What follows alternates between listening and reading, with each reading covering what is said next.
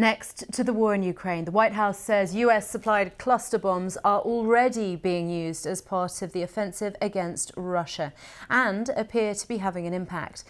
The President Joe Biden announced the supply after Ukraine warned that it was running out of ammunition during its summer counteroffensive. Our North America correspondent Peter Bowes has more.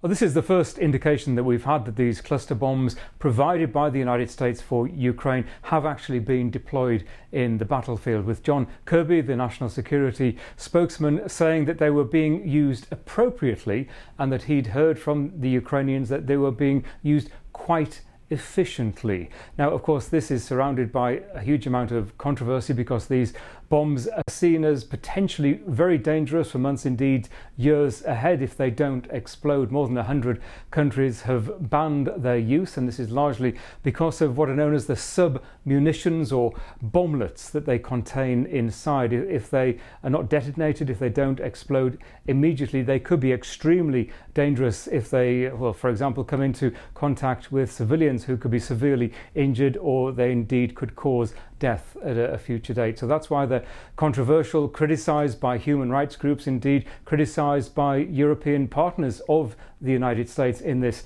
conflict between Ukraine and Russia. The stated aim of the Ukrainians when they requested these cluster bombs some time ago was, as part of their summer offensive, to dislodge concentrations of Russian soldiers. And we're hearing from John Kirby that they are in fact being to some extent successful in that goal. Clearly there is a long way to go. It is relatively early days to determine whether they are going to have a major impact on this conflict, but for the time being it seems yes, they are being deployed in the battlefield and used in the way that the US anticipated.